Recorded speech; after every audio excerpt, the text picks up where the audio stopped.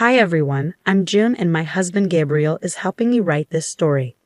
Before I dive in, let me tell you something. My first meeting with Gabriel's parents, Louis and Lena, was a complete disaster. Here's what they said. "I can't believe you would date such a loser, Gabriel. This woman has nothing going for her. She just works a desk job in a small office.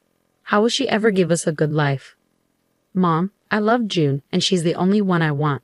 I don't care about how much money she has or earns. Those things never mattered to me."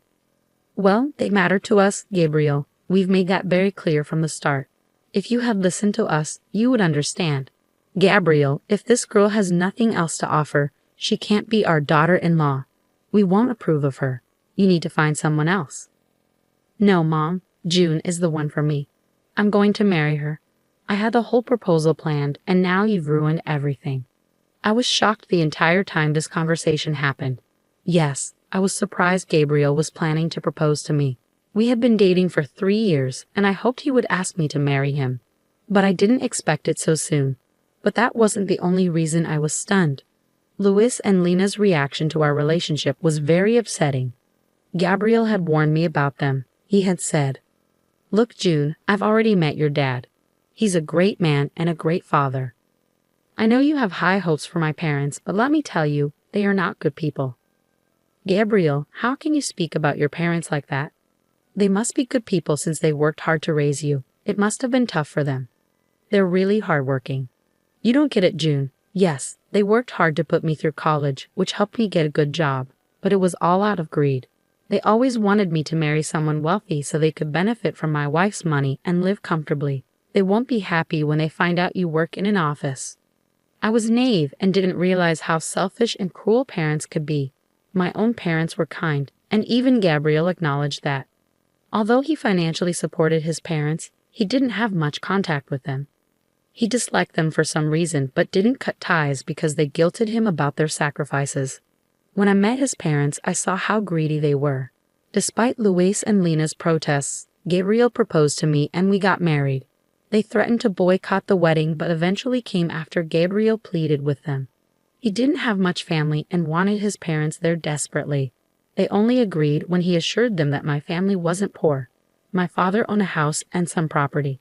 They made it clear they were there for their own gain. They told me, ChatGPT, "Just so you know, June, we still don't approve of this marriage. Gabriel is successful and we expected him to marry someone wealthy. We're disappointed he didn't. We wouldn't have come if we thought you had nothing. Thank goodness your father has something to his name. I hope you remember us and our presence today when you eventually inherit the house. I'm getting married today, guys. My father is healthy, and there's no reason for you two to bring up inheritance." I walked away from them after hearing their words. My father was my only family, and hearing that on my wedding day was sickening. I couldn't believe Louis and Lena had the audacity to demand a share of my money. I didn't tell Gabriel about it. I didn't want to ruin his day, and I knew it was hard for him to cut off his parents.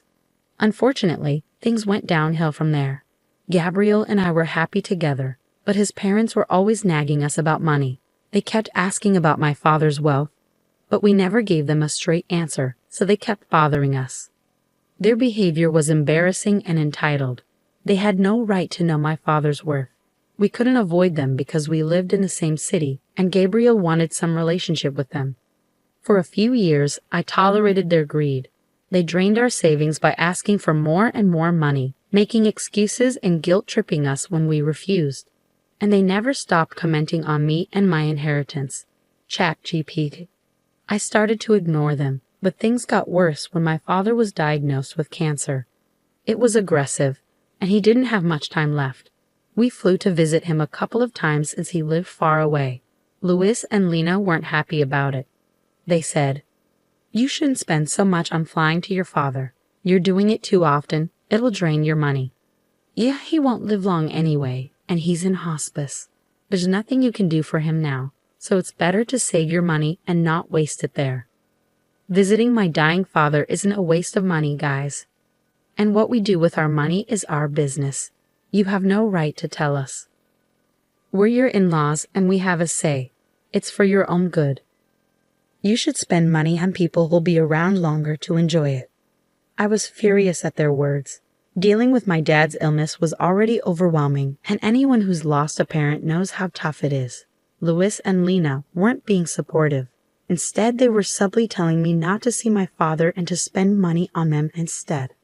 Thankfully, Gabriel stood up for me and ended the conversation. But from that day on, I was determined to set things straight. Once I was in a better place emotionally, I vowed to show them where they stood. My dad passed away about 3 months after his diagnosis. It was devastating.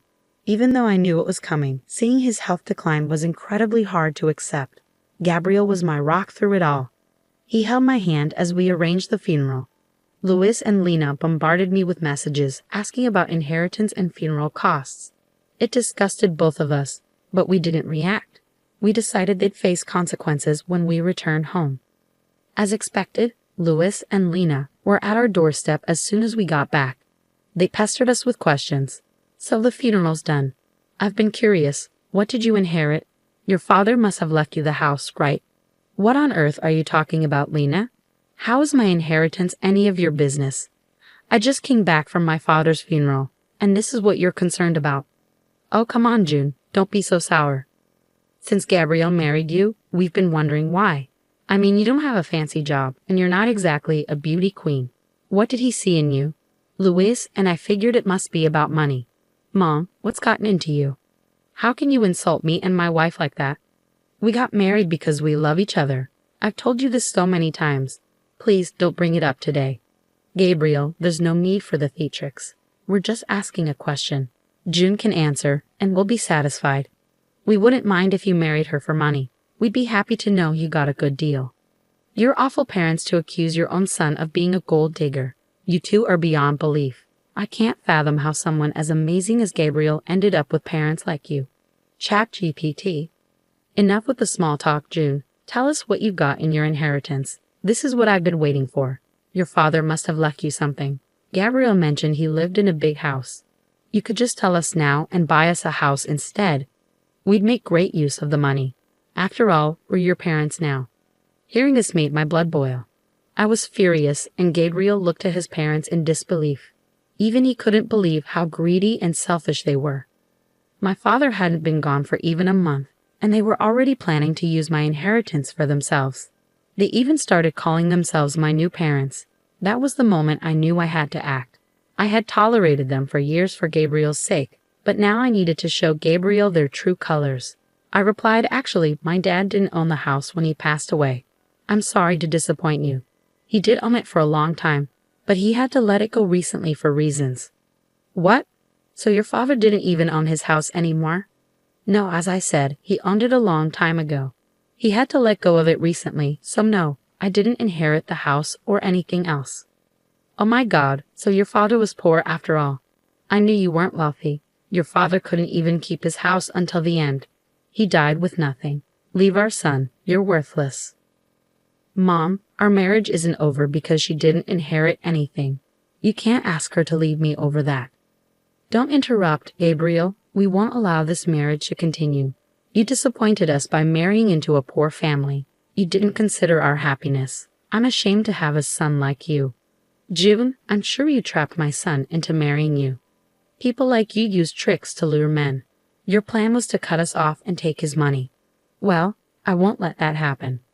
Louis and Lena pressured Gabriel to divorce me and marry a wealthy girl so they could live in luxury. Gabriel was upset and breaking down. I knew I had to help him make a decision. Gabriel, are you going to let your parents continue this? I've tolerated their greed for too long because you felt guilty cutting them off. Are you still going to keep them in our lives? I don't think we can recover from this, June. I've had enough too. Mom, Dad, you've shown me your true colors today. You've used me for your own gain for years. I won't tolerate it anymore. Don't be foolish, Gabriel. This girl will lead you astray from your family. We're doing this for your own good.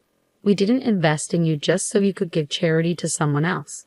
You need to divorce your wife and start over. There's still time for you to find a wealthy wife. We'll help you this time. You've made too many mistakes on your own. No, I won't leave my wife because she didn't inherit anything. I'm done being manipulated. I'm staying with June. You two won't be a part of my life anymore. What will you gain by staying with June? This isn't what we wanted. She's not worthy of you. If you stay in this marriage, we want nothing to do with you. We won't help you when she leaves you destitute." Seeing Lena and Louis's behavior, I decided to reveal the truth. I knew telling them my true net worth would make them beg and plead. "I don't need to take Gabriel's money. I have plenty on my own, and I'll take care of him just fine without your help." "Nice try, June. You don't have to lie to us," Lena snapped. "Yeah, you're just the daughter of a poor man.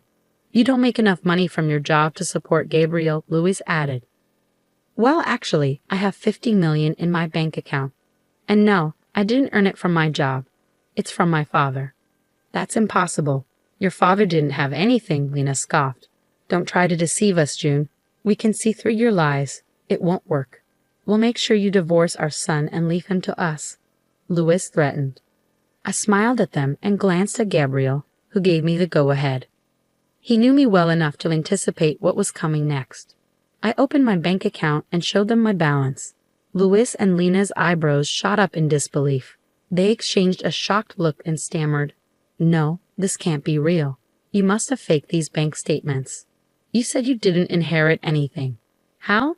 You also mentioned your father didn't own his house. Where did this money come from?" Lena demanded. "What I didn't mention was that my father owned a big ranch where he lived. He sold it before he passed away and gave me an early inheritance. He didn't want me to use my own money for his care. Unlike you two." Louis and Lena couldn't believe what they were seeing or hearing. They turned to Gabriel for confirmation, and when he confirmed it, they fell silent for a moment, exchanging another look. Then their tone shifted completely. "Oh, this is wonderful news. We thought Gabriel made a mistake, but your father did right by you, June. You should have told us about this sooner," Lena exclaimed. "Yeah, we got worked up for nothing. You did marry well, son. We're so happy for you both," Louis added. With Gabriel's expression, I knew my job was done. He would handle the rest, so I held back my frustration and let him take over. I trusted him to make the right decisions, and he didn't disappoint. Gabriel was furious and unleashed his anger on his parents. "How dare you stand here and keep talking to us? You were pushing us to divorce, and now you act like June is family. How could you? We didn't know her net worth back then, Gabriel. She hid the truth from us. How are we supposed to know she's actually rich?" Louis pleaded. "Yeah, June, we're sorry for assuming the worst. You surprised us. Can we move past this now that you've got an apology?" Lena added. "No, absolutely not. I won't forgive you for what you did today. I just buried my father, and you didn't let me grieve in peace. I'll never forget or forgive this. It's enough. Since you think so little of me, you don't deserve to be in my life. Get out of my house and don't come back. Starting next month, you're on your own. I won't be helping you financially anymore. You don't deserve it after today." After Gabriel's ultimatum, Louis and Lena went ballistic, begging and pleading for us not to cut them off. But neither Gabriel nor I paid them any mind. Gabriel was so angry that he threatened to call the police if they didn't leave our house. Eventually, they heard the warning and left, but they continued to blow up our phones with calls and texts. We blocked their number and warned them that we would press charges if they didn't stop harassing us. For the next few days, Gabriel handled his family while I focused on grieving for my father. Finally, in a peaceful setting, I could reflect on my childhood memories and remember my father for the good times. He was truly amazing. When he understood I didn't want to move back south, he sold his property so I wouldn't have to worry about it.